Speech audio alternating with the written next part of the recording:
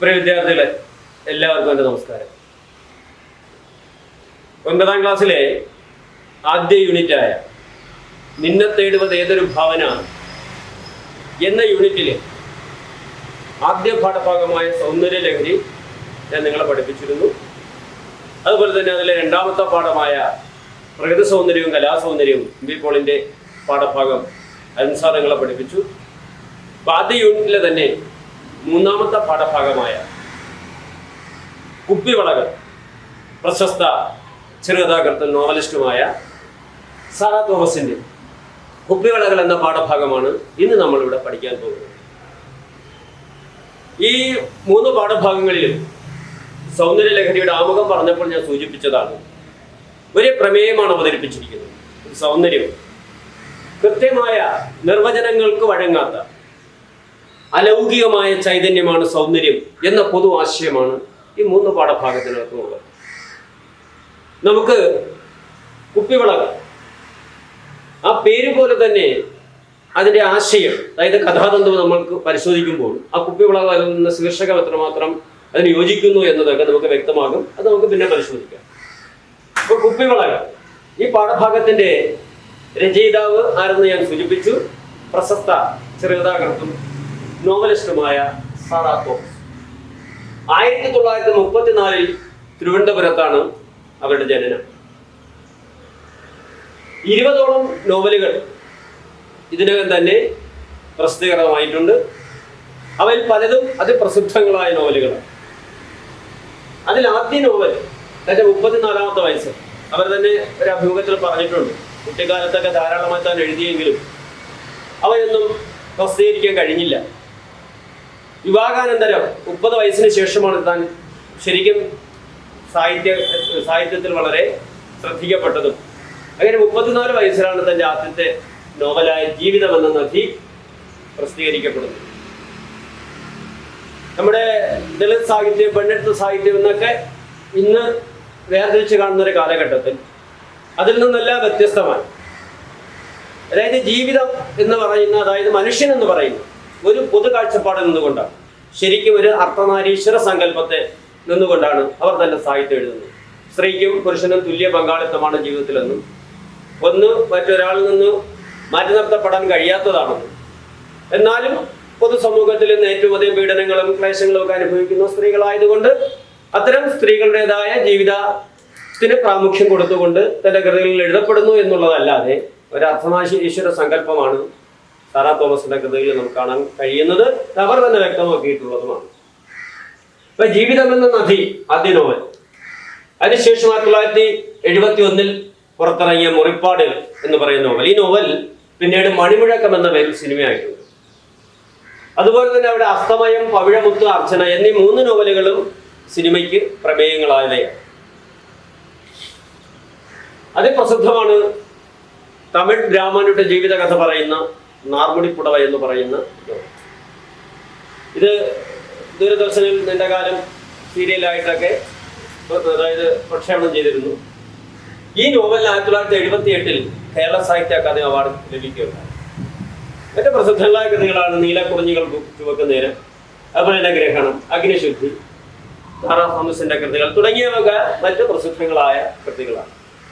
അതിൽ സാറാ തോമസിന്റെ കൃതികൾ എന്ന കൃതിയിൽ നിന്ന് എടുത്തിട്ടുള്ളതാണ് നമ്മുടെ പാഠഭാഗമായ കുപ്പിവളകൾ. ഇതിലെ പ്രധാന കഥാപാത്രം കണ്ണമ്മ എന്ന് പറയുന്ന ഒരു അന്ധയായ പെൺകുട്ടി. കാഴ്ചയില്ലാത്ത, അതായത് അന്ധയായ അവരുടെ ശബ്ദലോകത്തെ പരിചയപ്പെടുത്തുകയാണ് ഈ ചെറുകഥയിലൂടെ സാറാ തോമസ് ചെയ്തിരിക്കുന്നത്. ശാരീരികമായ വൈകല്യം ഒരാൾ ജീവിതത്തിൻ്റെ പരാജയമല്ല, അല്ലെ അതിൻ്റെ മുന്നിൽ തളർന്നു നിൽക്കുകയല്ല വേണ്ടത്. ആ വെല്ലുവിളികളെ അതിജീവിച്ചുകൊണ്ട് ജീവിതത്തെ മുന്നോട്ട് കൊണ്ട് നയിക്കാനുള്ള പ്രാപ്തി കൈവരിക്കുകയാണ് വേണ്ടത്.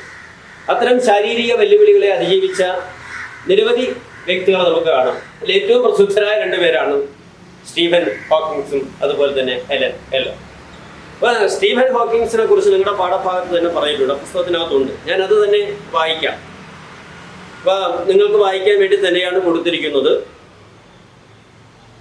വിഖ്യാതനായ ബ്രിട്ടീഷ് ഭൗതിക ശാസ്ത്രജ്ഞനായിരുന്നു സ്റ്റീഫൻ ഹോക്കിൻസ്. 1942 ജാനുവരി 8-നാണ് അദ്ദേഹം ജനിക്കുന്നത്. 2018 മാർച്ച് 14-നാണ് അദ്ദേഹം അന്തരിച്ചത്. അപ്പോൾ ശാരീരിക വൈകല്യം ഒരിക്കലും ജീവിതത്തിൻ്റെ മുന്നിൽ പകച്ച് പരാജയം ഏറ്റുവാങ്ങേണ്ടതല്ല എന്ന്, അത് അതിജീവനം ചെയ്ത് ജീവിത വിജയം നേടണമെന്നുള്ളതിൻ്റെ ഏറ്റവും വലിയ ഉദാഹരണമാണ് സ്റ്റീഫൻ ഡബ്ല്യു ഹോക്കിംഗ്. ശാസ്ത്രജ്ഞനായ സ്റ്റീഫൻ ഹോക്കിങ്ങിനെ കുറിച്ച് കേട്ടിരിക്കുമല്ലോ. പ്രപഞ്ച രഹസ്യങ്ങളെക്കുറിച്ച് നൂതനമായ അന്വേഷണം നടത്തിയ ഹോക്കിംഗ് മോട്ടോർ ന്യൂറോൺ എന്ന ഗുരുതര രോഗം ബാധിച്ച് ശരീരം തളർന്ന ജീവിതം പൂർണ്ണമായും വീൽ ചെയറിലേക്ക് ഒതുക്കപ്പെട്ടു. അപ്പൊ ഈ നക്ഷത്രങ്ങൾ മറഞ്ഞു കഴിയുമ്പോൾ അവയിലെ തമോ ഗർത്തങ്ങളെക്കുറിച്ച് ഏറ്റവും അധികം ശാസ്ത്രലോകത്തിന് വേണ്ടി അത്തരം പ്രപഞ്ച രഹസ്യങ്ങളെക്കുറിച്ച് അന്വേഷണം നടത്തിയ ശാസ്ത്രജ്ഞനായിരുന്നു സ്റ്റീഫൻ ഹോക്കിംഗ്. അപ്പോൾ അദ്ദേഹത്തെ ബാധിച്ച രോഗമായിരുന്നു മോട്ടോ ന്യൂറോൺ, അതായത് ശരിക്കും നാഡീകോശങ്ങളെ തളർത്തുന്ന അമയോട്രോപിക് ലാറ്ററൽ സ്ക്ലീറോസിസ് എന്നാണ് ആ രോഗത്തിൻ്റെ പേര്. അമയോട്രോപിക് ലാറ്ററൽ സ്ക്ലീറോസിസ്, അതാണ് മോട്ടോ ന്യൂറോൺ എന്ന് പറയുന്ന ആ രോഗം. ശരീരം പൂർണ്ണമായി തളർന്നു, അദ്ദേഹത്തെ വീൽ ചെയറിലേക്ക് ഒതുക്കപ്പെട്ടു. സംസാരശേഷി നഷ്ടപ്പെട്ട് ആംഗ്യ ഭാഷയ്ക്ക് പോലും, അതായത് കൈകോ കൊണ്ടോ മറ്റൊന്നും ആംഗ്യം കാണിക്കാൻ പോലും പറ്റാത്ത നിസ്സഹായാവസ്ഥയിലാണെങ്കിലും രോഗത്തിന് കീഴടങ്ങി ഒതുങ്ങിക്കൂടാൻ അദ്ദേഹം തയ്യാറായില്ല. പ്രവർത്തനക്ഷമമായ അദ്ദേഹത്തിൻ്റെ ശരീരത്തിലെ ഒരേ ഒരു അവയവെന്ന് പറയുന്നത് വലത് കൈയിലെ ചൂണ്ടുവിരലായിരുന്നു. ആ വലത് കൈയിലെ ചൂണ്ടുവിരൽ ഉപയോഗിച്ച് കമ്പ്യൂട്ടറിൽ തെളിയുന്ന അക്ഷരങ്ങൾ പെറുക്കിയെടുത്ത ഹോക്കിംഗ് മഹത്തായ ആശയങ്ങൾ ലോകത്തിന് സമ്മാനിച്ചു. ഇപ്പോൾ പ്രപഞ്ച രഹസ്യങ്ങളെക്കുറിച്ചും തമോഗർത്തങ്ങളെക്കുറിച്ചുമുള്ള നക്ഷത്രങ്ങൾ അണഞ്ഞു പോകുമ്പോൾ, അവ മറഞ്ഞു പോകുമ്പോൾ അവയിലെ അങ്ങനെ ഉണ്ടാകുന്ന തമോഗർത്തങ്ങളെക്കുറിച്ചുള്ള അദ്ദേഹത്തിൻ്റെ സിദ്ധാന്തങ്ങൾ ഒരുപക്ഷെ ഐൻസ്റ്റൈന് ശേഷം ഉണ്ടായ ഏറ്റവും മഹത്തായ കണ്ടെത്തലുകളായി അതിനെ കണക്കാക്കുന്നു. കാലത്തിൻ്റെ സംക്ഷിപ്ത ചരിത്രം, അതായത് A brief history of time അടക്കമുള്ള ശാസ്ത്രഗ്രന്ഥങ്ങൾ അദ്ദേഹത്തിൻ്റെ രചനകളാണ്. ഈ നേട്ടങ്ങളുടെ അംഗീകാരമായി ഹോക്കിങ്ങിന് അനേകം ബഹുമതികൾ ലഭിച്ചിട്ടുണ്ട്. കേംബ്രിഡ്ജ് സർവകലാശാലയുടെ ലൊക്കേഷൻ പ്രൊഫസർ ഓഫ് മാത്തമാറ്റിക്സ്, അമേരിക്കയിലെ ഏറ്റവും വലിയ ബഹുമതിയായ ആൽബർട്ട് ഐൻസ്റ്റീൻ അവാർഡ്, BBC നൽകുന്ന മാസ്റ്റർ ഓഫ് യൂണിവേഴ്സ്, 6ഓളം സർവകലാശാലകളുടെ ഓണററി ഡോക്ടറേറ്റ് എന്നിവ അവരും ചിലതാണ്. ഇപ്പം ശാരീരികമായ കൊടിയ അവശതകൾ ഏൽപ്പിച്ച വെല്ലുവിളികളെ ഇച്ഛാശക്തി കൊണ്ട് മറികടക്കാൻ കഴിയുമെന്നതിൻ്റെ ഉത്തമ മാതൃകയാണ് സ്റ്റീഫൻ ഹോക്കിംഗ്. അപ്പോൾ ഇത്തരം വ്യക്തികൾ ഇത്രയും വൈകല്യത്തെ, അതായത് ശരിക്കും വലത് കൈയിലെ ഒരു ചൂണ്ടുവിരൽ മാത്രം ചലിക്കുന്ന മനുഷ്യൻ വീൽ ചെയറിൽ ഇരുന്നു കൊണ്ട് തൻ്റെ ഇച്ഛാശക്തി ഉപയോഗിച്ചുകൊണ്ട് ഒരിക്കലും പരാജയത്തിന് കീഴടങ്ങില്ല എന്ന ആ ദൃഢനിശ്ചയം അദ്ദേഹത്തെ ലോകത്തിലെ ഏറ്റവും ഉന്നതമായ ഭൗതിക ശാസ്ത്രജ്ഞരിൽ ഒരാളായി എത്തിച്ചേരാൻ കഴിയും. അപ്പം ഇത്തരത്തിൽ നമ്മൾക്കുള്ള വൈകല്യങ്ങളെ എന്തെങ്കിലും നമുക്ക് കുറവുണ്ടെങ്കിൽ എന്നവരെ ഭിന്നശേഷിക്കാട്ടെന്നാണല്ലോ പൊതുവിൽ വിശേഷിപ്പിക്കുന്നത്. അപ്പോൾ ഏതെങ്കിലും ഒരു കാര്യത്തിൽ ന്യൂനതയുണ്ടെങ്കിൽ അവർക്ക് മറ്റു പല കാര്യത്തിൽ മികവ് പുലർത്താൻ കഴിയും. നമുക്കറിയാം, കൈയില്ലാത്ത കുട്ടി കാലുകൊണ്ട് പ്രശസ്തമായ രീതിയിൽ ചിത്രം വരയ്ക്കുന്നു, പെയിൻറ്റിങ് ചെയ്യുന്നവർ, അതുപോലെ തന്നെ മറ്റ് തുന്നൽ പോലുള്ള പ്രവർത്തികൾ ചെയ്യുന്ന മറ്റ് പലതരത്തിൽ തങ്ങളുടേതായ കഴിവുകൾ പ്രകടിപ്പിക്കാൻ അവർക്ക് കഴിയുന്നു. അപ്പോൾ അതുകൊണ്ട് ജീവിതത്തിൻ്റെ മുമ്പിൽ തളരുകയല്ല വേണം. അതുപോലെ തന്നെ അതിപ്രശസ്തിയായ ലോകത്തിന് മാതൃകയാകുന്ന മറ്റൊരു വ്യക്തിയാണ്, വൈകല്യം ജീവിതത്തിൻ്റെ അവസാനമല്ല എന്ന് ലോകത്തിന് കാട്ടിക്കൊടുത്ത വ്യക്തിയാണ് ഹെലൻ കെല്ലർ. അമേരിക്കയിൽ ജനിച്ചവർ. 1.5 വയസ്സ് ആണ് അവർക്ക് പെട്ടെന്ന് ഇതുപോലെ തന്നെ മറ്റൊരു ഗുരുതര രോഗം പിടിപെടുന്നത്, മെനിഞ്ചൈറ്റിസ് എന്ന് പറയുന്ന അസുഖം. അതായത് മസ്തിഷ്ക ജ്വരം ബാധിച്ച് പിന്നെ ഉണ്ടാകുന്ന ഒരു അവസ്ഥയാണ് മെനിഞ്ചൈറ്റിസ്. ഇത് ബാധിച്ചാൽ രക്ഷപ്പെടുക വളരെ പ്രയാസമാണ്. പക്ഷെ അത് രോഗത്തിൽ നിന്ന് പിന്നീട് മോചിതയായെങ്കിലും പിന്നീടാണ് തിരിച്ചറിയപ്പെട്ടത് അവരുടെ കാഴ്ചയും കേൾവിയും എന്നേക്കുമായി നഷ്ടപ്പെട്ടു. എന്നാൽ അവരെ ആ കുറവുകൾക്ക് കീഴ്പ്പെടാതെ അവരെ ജീവിതത്തിലേക്ക് തിരിച്ചു കൊണ്ടുവരാൻ എന്താണ് മാർഗമെന്ന് മാതാപിതാക്കൾ ആലോചിച്ചു. അങ്ങനെയാണ് അലക്സാണ്ടർ ഗ്രഹാം ബെൽ, നമ്മുടെ ടെലിഫോണിന്റെ കണ്ടുപിടുത്തക്കാരൻ അലക്സാണ്ടർ ഗ്രഹാം ബെല്ലിനെ അവർ കാണുകയും ഇക്കാര്യം പറയുകയും ചെയ്തു. അദ്ദേഹം അവരുടേതായ പരിമിതികൾക്കുള്ളിൽ നിന്നുകൊണ്ട് അവരെ ജീവിതത്തിലേക്ക് തിരിച്ചു കൊണ്ടുവരാൻ പറ്റുന്ന തരത്തിൽ പഠനം നടത്താൻ ഒരു അധ്യാപികയെ ഏർപ്പെടുത്തി. ആനി സള്ളിവറിനെ നിയോഗിച്ചു. അവരുടെ ജീവിതത്തിന്റെ അവസാനം വരെ, അല്ലെങ്കിൽ ഒരുപക്ഷെ ഹെലൻ കെല്ലറിന്റെ ജീവിതത്തിലേക്ക് തിരിച്ചു കൊണ്ടുവന്നത് ഈ ആനി സള്ളിവർ. കേൾവിയും കാഴ്ചയും ഇല്ലെങ്കിലും കാര്യങ്ങൾ ഗ്രഹിപ്പിക്കാൻ കഴിയുമെന്ന് മനസ്സിലായി. അപ്പൊ പാവ ഡോൾ അത് ചെയ്തത് പാവയെ കയ്യിൽ വെച്ചു കൊടുത്തിട്ട് ഡോൾ എന്ന് പറഞ്ഞു. വാട്ടർ, വെള്ളം കയ്യിലേക്ക് ഒഴിച്ചു കൊടുത്തിട്ട് വാട്ടർ എന്ന് ഉച്ചരിച്ചു. അപ്പൊ ഇങ്ങനെ ഓരോ പദാർത്ഥവും സ്പർശം കൊണ്ട് അതിലൂടെ അതെന്താണെന്ന് ബോധ്യപ്പെടുത്തി കൊടുക്കാൻ കഴിയും. ആ അവരുടെ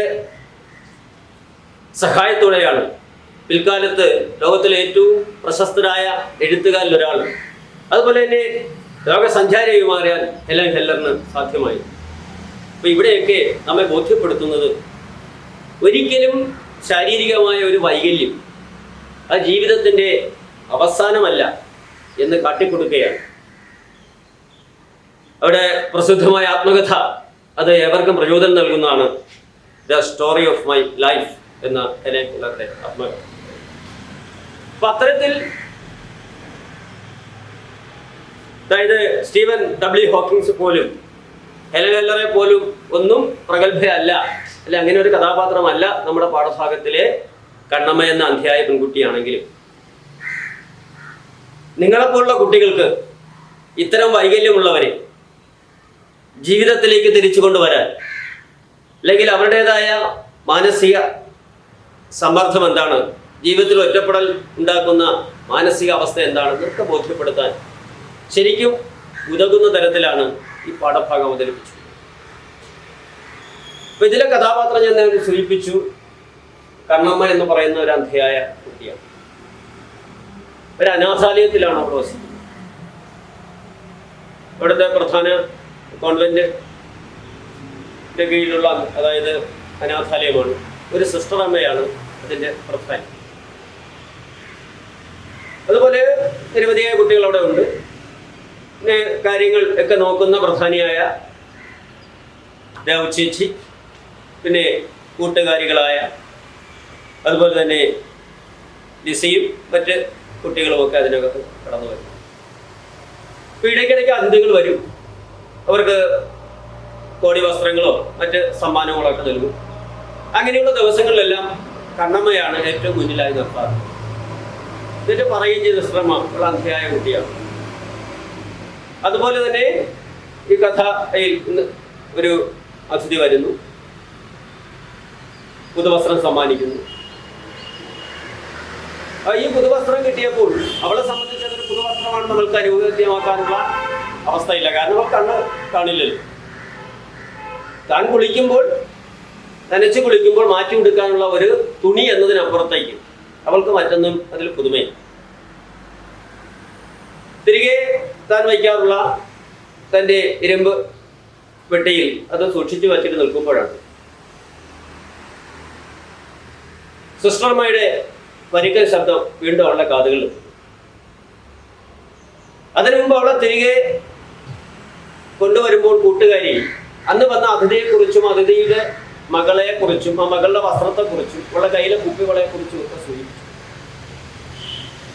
ആ കുപ്പികളെക്കുറിച്ച് പറഞ്ഞപ്പോൾ എപ്പോഴും മ്ലാനമായ അവള ആ മുഖത്ത് പെട്ടെന്നൊരു തെളിച്ചം കാണുന്നു.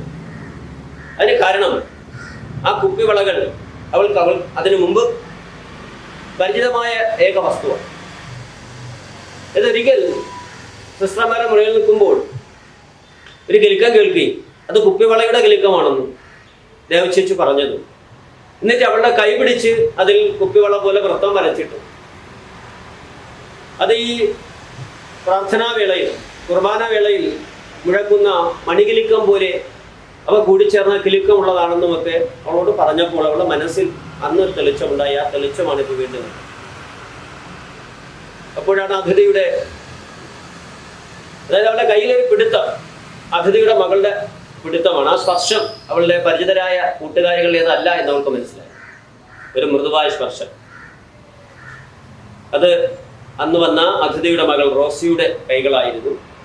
ആ കൈ പിടിച്ച് അവൾ ഉണ്ടായിരുന്ന കുപ്പിവളകൾ കണ്ണമ്മയുടെ കയ്യിലേക്ക് പകർന്നു കൊടുക്കുമ്പോൾ വല്ലാത്ത ഒരു കോരിത്തെരിപ്പാണ് അവർക്ക് അനുഭവപ്പെട്ടത്. കണ്ണില്ലായെങ്കിലും തൻ്റെ മനസ്സിലൂടെ അവൾ ആ കുപ്പിവളയെ കാണുകയും ഇത് അനുഭവിക്കുകയുമാണ് ചെയ്യുന്നത്.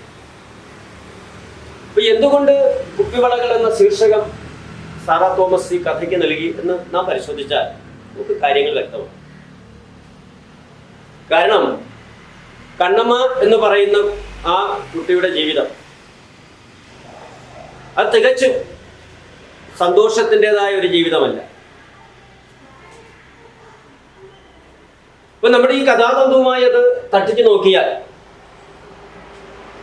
അവളുടെ ജീവിതവും കുപ്പിവളയും സമാനമാണെന്ന് നമുക്ക് കണ്ടെത്താൻ കഴിയും. കാരണം കുപ്പിവള എന്നത് തട്ടിയാൽ പൊട്ടുന്നൊരു വസ്തുവാണ്. അതുപോലെയാണ് അവളുടെ ജീവിതത്തിൽ ഉണ്ടാകുന്ന ഓരോ സന്തോഷ നിമിഷവും ക്ഷണികമാണ്. അപ്പോൾ വർണ്ണങ്ങളുടെ കാഴ്ച അവൾക്കില്ല. പകരം കൗതുകമുണർത്തുന്ന നാദത്തിലൂടെയാണ് ക്ഷണികമായ ജീവിത സന്ദർഭങ്ങളിൽ അവൾ സന്തോഷം കണ്ടെത്തുന്നത്. അതിഥികൾ എത്തിച്ചേരുമ്പോൾ അതുപോലെ തന്നെ അവർ പ്രകടിപ്പിക്കുന്ന അനുതാപങ്ങൾ, അവർ നൽകുന്ന ഉപദേശങ്ങൾ, അവർ നൽകുന്ന എന്തു പദാർത്ഥമായാലും അതൊക്കെ കേവലം അവളെ സംബന്ധിച്ചിടത്തോളം ക്ഷണികമായ ആനന്ദത്തിന്റെ നിമിഷങ്ങളാണ്. അത്തരം ക്ഷണികമായ ആനന്ദ നിമിഷം മാത്രമുള്ള കണ്ണമ്മയുടെ ജീവിതത്തെ, ശബ്ദലോകത്തെ വരച്ചു കാട്ടുന്നത് കൊണ്ട് തന്നെ, ആ കുപ്പിപ്പള പോലെയുള്ള അവളുടെ ജീവിതത്തെ വരച്ചു കാട്ടുന്നത് കൊണ്ട് ഈ ശീർഷകം ഏറ്റവും ഉചിതമാണെന്ന് നമുക്ക് കണ്ടെത്താം. മറ്റൊന്ന്, നിങ്ങൾ ഈ കഥ ഞാനിത് വായിച്ച് അർത്ഥം വിശദീകരിക്കുമ്പോൾ നിങ്ങൾക്കത് ബോധ്യമാണ്. കാരണം നേരത്തെ പറഞ്ഞു കാഴ്ചയില്ലാത്തവർ. അപ്പൊ അവൾക്ക് ഓരോ ഘടകവും അതിൽ ബോധ്യമാക്കുന്നത് ശബ്ദത്തിലൂടെയാണ്. ശബ്ദ ലോകത്തെയാണ് എഴുത്തുകാരി വരച്ചു കണ്ടത്. ഇപ്പൊ തുടങ്ങുമ്പോൾ തന്നെ കാണാം, നാഗപ്പാത്തിയിൽ കൂടി വെള്ളം കുലംകുത്തി വീഴുന്ന ഈ ഇരമ്പ്. കാരണം മഴ അതെന്താണെന്ന് കണ്ണമ്മയ്ക്ക് കാണാൻ കഴിഞ്ഞിട്ടുണ്ട്. അപ്പൊ അതിന്റെ തീവ്രത, അല്ലെങ്കിൽ അത് ശമിക്കുന്ന അവസ്ഥ, അല്ലെങ്കിൽ ചാറ്റൽ മഴ അതെന്താണെന്ന് അവൾക്ക് കേവലം അതിന്റെ ശബ്ദമോ അല്ലെങ്കിൽ സ്പർശമോ കൊണ്ട് മാത്രമേ മനസ്സിലാക്കാൻ സാധ്യൂ.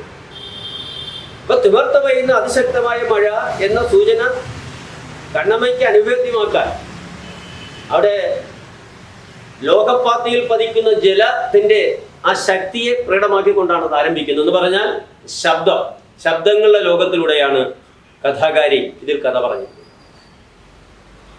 അങ്ങോട്ട് നമ്മൾ പരിശോധിച്ചാൽ ഓരോ സന്ദർഭവും അത് വ്യക്തമാണ്.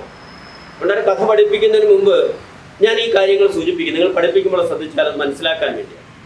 ഇപ്പൊ തുടക്കത്തിൽ തന്നെയുള്ള നാഗപ്പാത്തിയിൽ കൂടി കുലമുത്തി ഒഴുകുന്ന അതിന്റെ ശബ്ദം. പിന്നീട് മറ്റിടത്ത് മഴ ശമിക്കുമ്പോൾ അവൾ പുറത്തേക്ക് കൈനീട്ടി ആ അതിന്റെ ആ തീവ്രത കുറഞ്ഞത് മനസ്സിലാക്കുന്ന ആ ശബ്ദം, വെള്ളം വീഴുന്നതിന്റെ ശബ്ദം. കാർ ഇരച്ചു വന്ന് നിൽക്കുന്നത്, അതിഥി വന്നത്, ഡോർ തുറക്കുന്ന ശബ്ദം. അതുപോലെ തന്നെ അവളോട് ആളുകൾ അനുതാപം പ്രകടിപ്പിച്ചുകൊണ്ട് അവർ ഉതിർക്കുന്ന നെടുവീർപ്പിന്റെ ശബ്ദം. ഇടയ്ക്കിടയ്ക്ക് സിസ്റ്റർ അമ്മയിൽ നിന്ന് ഉയരുന്ന അവരുടെ പരിക്കൽ ശബ്ദം. അതുപോലെ തന്നെ മറ്റുള്ളവർ ആഹ്ലാദം പ്രകടിപ്പിക്കുന്നത്, അവർ കൈയടിക്കുന്നത്, അവിടുത്തെ പ്രഭാഷണങ്ങളും മറ്റും കഴിയുമ്പോൾ അത് കേൾക്കുന്നത്. അപ്പൊ അത് കൈയടിയാണ്, അത് പ്രഭാഷണം തീർന്നു എന്ന് ഒരു പക്ഷേ അവൾക്ക് ബോധ്യപ്പെടുത്തുന്ന സന്ദർഭം. കുർബാന സമയത്തുള്ള ആ പള്ളിമണിയുടെ കിടുക്കം. അതുപോലെ തന്നെ കലവില കൂട്ടുന്ന കുപ്പിവളകളുടേതായ ആ ശബ്ദം. ഇങ്ങനെ പൂർണ്ണമായും ഒരു ശബ്ദ ലോകത്തെയാണ് കഥാകാരി കുപ്പിവളകൾ എന്ന് പറയുന്ന കഥയിൽ വരച്ചു കാട്ടിയിരിക്കുന്നതെന്ന് നമുക്ക് വ്യക്തമാണ്. അപ്പൊ ഞാൻ ഈ പറഞ്ഞ കാര്യങ്ങൾ വച്ചുകൊണ്ട് നിങ്ങൾ ഈ കഥ വായിച്ചാൽ പിന്നെ മറ്റൊരു വിശദീകരണത്തിന്റെ ആവശ്യമൊന്നും ഇതിനകത്തില്ല. ഇതിന് പിന്നിലുള്ള പഠന പ്രവർത്തനങ്ങൾ ചെയ്യാനും അധ്യാപകന്റെ സഹായം ആവശ്യമില്ല.